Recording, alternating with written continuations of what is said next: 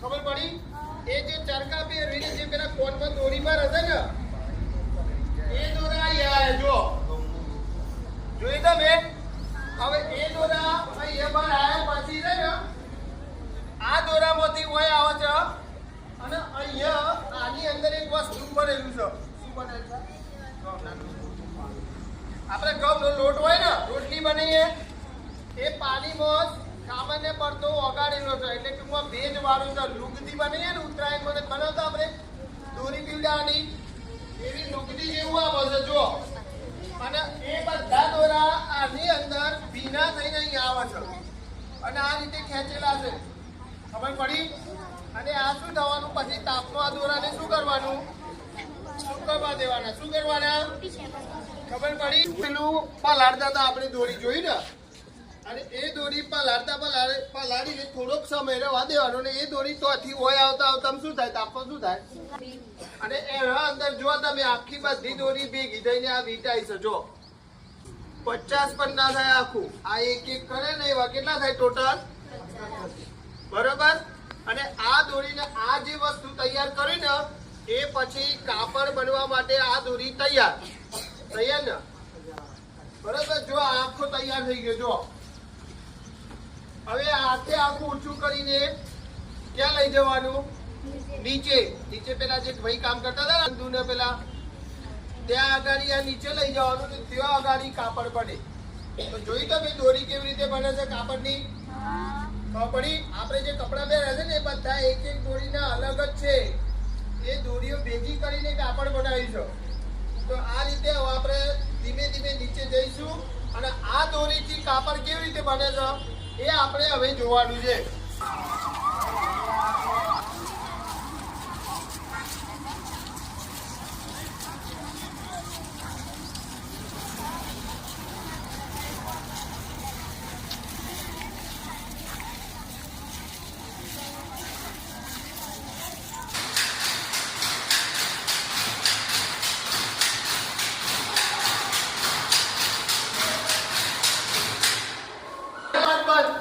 Beam પર જે દોરી બેઠેલી હતી ને ઉપર બતાવી ને આપણને એ છે બરોબર.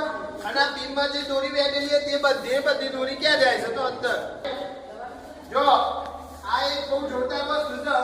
આની ઉપર આ દોરો બેઠેલો તો જોઈ તમે. હવે આ જે દોરો છે ને એ યાદ દેખાય છે ના પછી આ ભાગમાં દોરો એ મૂકી દેવામાં આવે છે જો. આને આ રીતે બંધ કરી દે અને આ દોરો ખેંચી દેવામાં આવે અને અહીંથી જો આ જેવો પગ દબાવે ને કાકા એટલે અહીંથી ફોર્સ વાગ્યા એટલે અહીંથી આમ ધક્કો વાગ્યો એટલે આ ધક્કો વાગે એટલે આ ક્યાં જતું રહે? સીધું સામે જતું રહે. પછી એક પગ તો નીચે જતો રહ્યો. હવે એ ઊંચો કઈ કયો પગ મારવાનો? બીજો. એટલે બીજો મારે એટલે પાછો આ ક્યાં આવી જાય? અહીં. પણ એ પાછો તરત ના આવે. એ જયારે અહીં આવે ને ત્યારે અહીં જો તમે એક ઊંચું થાય છે અને એક નીચું. દબાવજો કાકા કરી બતાવજો થોડી. જોયું ને કઈ ચોરસ જોયું? જો એક ઊંચું નીચું જોયું? તો આ રીતે જો ઊંચું થાય એટલે પાછો દોરો જતો રહે. પાછું ફરીથી બીજું નીચું થાય એટલે દોરો આવી જાય. એટલે ધીમે ધીમે દોરાઓ એકબીજાની નજદીકમાં પેક થતા આવે અને જો તમે એકદમ સ્મૂથ કાપડ તૈયાર થઈ જાય છે. ખાદીનું કાપડ. ખબર પડી તમને? કાપડ કેવી રીતે બને એ ખબર પડી ગયા? તમે જે કાપડ પહેરી છે ને એ પણ આ રીતે જ બને. બોલો સમજણ પડી? જો કાકા આપણને થોડું ફાસ્ટમાં કરીને બતાવે, કારણ કે આપણે જે બોલે ને બહુ સ્લો છે. ભાઈ સટી કરજો, ચાલુ છે ને? જો પણ નહીં, જો ફટાફટ થાય આપણા.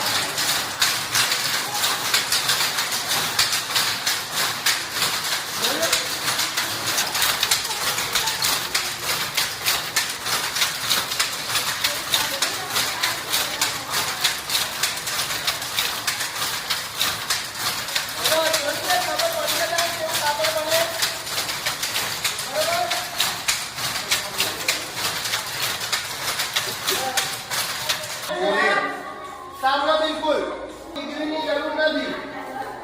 સાંભળ્યું? એવું નથી કે તમે બહુ મોટી કક્ષાએ ઉચ્ચ કક્ષાએ પણ એ જ આકાર કરી શકો. ભાઈ આ બધો કઈ બની જાય, ભાઈ બનતાની જરૂર પડી. ખાલી તમે થોડુંક એક અનુભવ કરી લો તો આ કામ તમને આવડી જાય. એટલે કોઈ નહીં, તમે આવો પણ વ્યવસાય કરીને કમાણી કરી શકો છો. ખબર પડી બધાને? હા. હવે તમે ધીમે ધીમે કોઈ જગ્યાએ અડ્યા વગર જતા રહો, છોકરાઓને આવે બસ. પછી દોરી પેલા પતંગના ચરખામાં બેઠા ને એમાં એ બીમ કહેવાય. જો આમાં દોરી પર બેઠો એ બીમ અહીંયા લગાવેલો છે. જો દોરી પર જોઈ તમે. હવે એ બીમની દોરી બધી જ કાઢી છે. જો તમે જોઈ ને, આ બધી દોરીઓ એક સાથે અહીંયા લગાવેલી છે. હવે આ દોરી લગાવીને એમાં આ બે વસ્તુ છે ને બહુ જોરદાર થાય છે. કરજો કાકા, થોડી વાર ચાલુ કરો. હા કરો, ધ્યાન આપજો. જો આ ઊંચા નીચે જાય છે. જોજો હવે આગળ ઊંચા નીચે. હવે જો આ બાજુ એથી કઈ ધક્કો આગળ કરજો. આગળ ધક્કો. હવે એ જતું બેઠેલી હોય આવું જો. બરોબર? અને આને શટલ કહેવાય છે. શું કહેવાય? બરોબર? આપણે ચોપડીમાં તકલી લખેલું છે. હવે આની અંદર આ મૂકેલું હોય તો તમે જોયું કાકા એક પગ દબાવતા નાતો હોય એથી આ ધક્કો વાગતો હતો. એટલે આ રીતે ટેક હોય દોરવામાં અંદર જાય અને એથી આમ ધક્કો વાગે તો આ ક્યાં જાય? ધક્કો વાગે એટલે સીધું પેલા છે એ કરી. જો તમે આ એક ઊંચું ને એક નીચું છે, અહીં કાનું હોય એટલે દોરી છોડતો જતો રહે. પછી એક પગ ઊંચો કરી બીજો પગ દબાવે એટલે આ ઊંચું છે એ ક્યાં જાય? નીચે. અને નીચેથી ક્યાં આવે? ઉપર. અને એ કરી પાછું દોરી ફરતી ના આવી જાય. આ રીતે એકદમ ફાસ્ટ પ્રોસેસ કરવામાં આવે અને મસ્ત સુંદર આખું કોટનનું કાપડ. કયું કાપડ બની જાય? હા, આ કોટનનું કાપડ આખું તૈયાર થઈ જાય.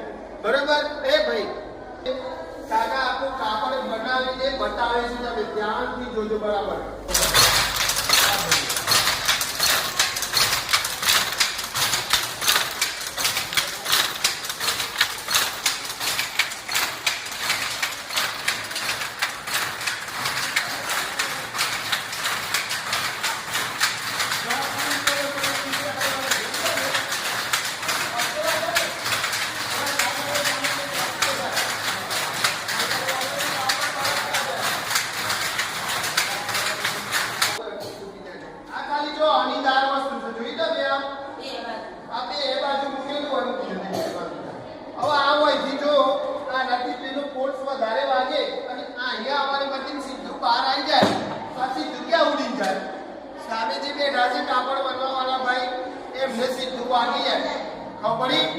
અને એમનું નુકસાન થાય. હવે તમે કહો સાહેબ એમ તો ઉડે પણ જો તમે ખાડા પડી જાય. જો હકીકતમાં છૂટેલા જો આ જોયા તમે ખાડા પડી જાય. જો હવે આ ખાડો પડે છે તો સામે વાળા કેટલી અસર થાય?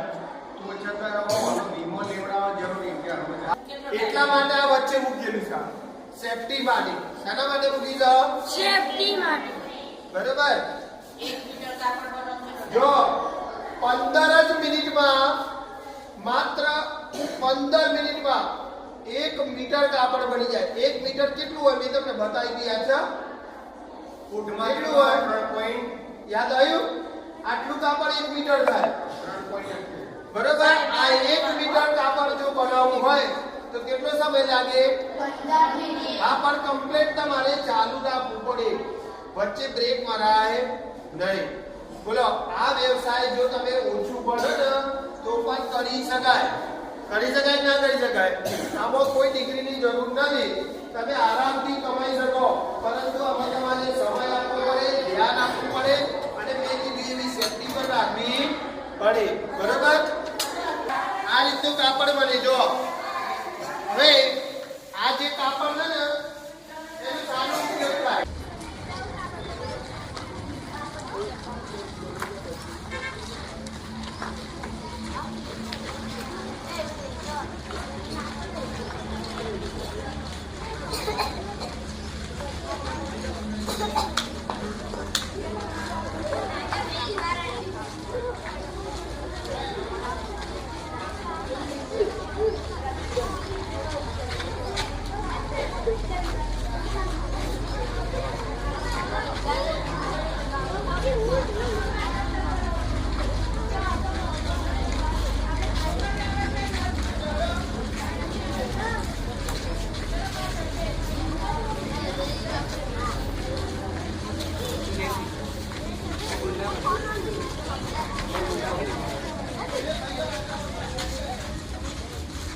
તમે કાપડ જોઈ આવો. જો એ કાપડમાંથી કેવું કેવું બને.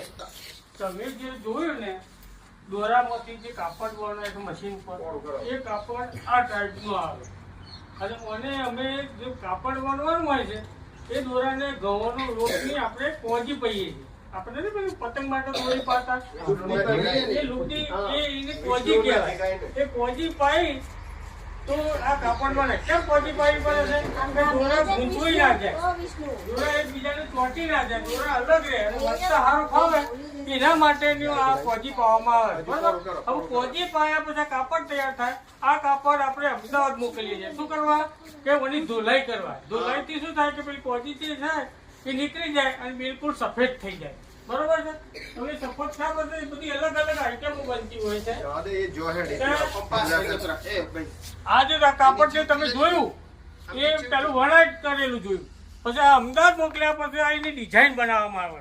હવે ડિઝાઇન જે અલગ અલગ થાય, કોઈ શર્ટ બને, પેન્ટ બને, જબ્બા બને. આ ઓશિકાનું કવર છે, તો આ જે કવર છે જે છે એનું પ્રિન્ટિંગ કરાવી છે. એટલે આખી જે ખાદી છે તમે જે જોઈ હતી પહેલા, એટલે ત્યાં કેવું લાગે છે? અલગ જ લાગે છે અને સારું લાગે તો લોકો ખાદી પહેરે. બરોબર છે?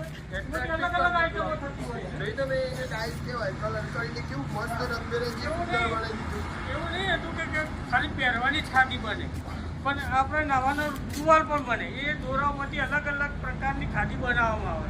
આ નાવા માટેનું ટુવાલ છે, તો એ ટુવાલ પણ એ જ દોરામાંથી બને છે, બીજા દોરા નથી. અને આ દોરા છે બિલકુલ કોટન, આપણો દેશી કાપડ જે કપાસ આવે છે ને, એમાંથી બને છે. તમે જે બધું પહેર્યું છે એ બધું કદાચ પોલિસ્ટર, કોટન એ અલગ છે. આ પ્યોર ખાદી છે. જો આખી એક ચાદર છે ને, અરે કવર. જો આ ગાદલાનું કવર આપણે કે ગાદલા હોય ને, જો ગાદલા હોય ને આપણે એમાં જો પહેરાવાનું કવર આખું તૈયાર મળે છે, પ્યોર ખાદીનું છે. તમે આ ના ઉપર ગયા હોય ને તો તમારે પરસે ઊભી ના થાય, કારણ કે ખાદી છે ને એ એબ્સોર્બ કરી લે છે. ખબર પડી તમને? આ જે જબ્બા છે ને પ્યોર કોટન છે, અને કોટન ખાદી આપણા શરીર માટે સારી, ઉનાળા માટે બહુ ઠંડક આપે. પછી આપણે નહીં ઘણી વખત દાદર ખર્ચવું ને બધું થતું, તો તમે જો ખાદીના કપડાં પહેરો તો પરસેવો ઓછો થાય. પરસેવો ઓછો થાય તો આ બધા રોગ ઓછા થાય જ નહીં. એટલા માટે ખાદી આખી પ્યોર કોટન વસ્તુ છે. હા, કે તમે ખાદીનું કપડું પહેરશો ને તો તમને શરીરે ઠંડવા ઓછી આવે અને આ પરસેવો ચૂસી લે. અને આપણે બીજા કપડામાં શું થાય કે આપણે પરસેવો વરણ બીજું રોગ થાય, દાદર થાય, ખર્ચવા થાય ને એ થાય. પોલિસ્ટર જેવા કાપડ હોય ને એ પછીનો છૂટે નહીં, એટલે શારીરિક રોગો થાય. ખાદી એટલા માટે બધી બાપુએ કીધી છે કે તમે જાતે કમાઓ, જાતે વણો અને સારી વસ્તુ પહેરો. આ ઓરિજિનલ વસ્તુ છે કે અત્યારે હાલ મિલોમાં કોઈ ખાદી બનતી નથી, ખાલી આવી રીતે લોકો જાતે જ બનાવે, જાતે જ પહેરે, એ લોકોને સારી રીતે મળી રહે તો એ માટે. બરોબર ને? તો આજથી નક્કી કરો આપણે શાના કપડાં બનાવેલા પહેરશું? ખાદીના. કારણ કે આપણે સ્વદેશી છો. અને આવો જો તમારે રોજગાર કરવો હોય તો આમાં તમારે એવું નથી કે વધારે પડેલા લોકો જ કરે. ખબર પડી? તમારે આ રોજગાર અપનાવવો હોય તો એકદમ ઇઝીલી અપનાવી શકો. આજે આપણે ગ્રામોદ્યોગ પ્રવૃત્તિ છે મોદી સાહેબે કીધું, બધાએ કીધું કે આપણે સ્વદેશી વસ્તુ અપનાવો. તો આ લીમડાનું જે લીંબોડી આવે ને એનું ખાલી તેલ જ આવે. હવે એ તેલ છે ને આપણા શરીરમાં ખંજવાળ છે, કોડો છે, બધું દૂર કરે. તો કોઈ કેમિકલ આવવા નહીં. આ સ્વદેશી વસ્તુ છે કે આપણે ત્યાં જ બને અને આપણે જ વાપરીએ. એટલા માટે સ્વદેશી અપનાવવા માટેનું અભિયાન ચાલે છે. Make in India. આ ધૂળ છે ને એ બધી ઓછી પડે. આ લીંબોડી કારણ કે આ જે તમે સાબુ લગાવશો ને શેમ્પુ વાપરો ને એ જીભની અંદર કડવાશ આવશે. આ શેમ્પુથી ધોઈ ને અગર તો ધોવાય ને આ અંદર કડવાશ આવશે. તમે માથું પૂછો તો મોઢામાં થોડી કડવાશ આવશે. એટલે કડવાશ આવે ને એટલે જે બધા જીવજંતુઓ છે, જે જીવ પડે છે ને એ ના પડે, એ બધું મરી જાય.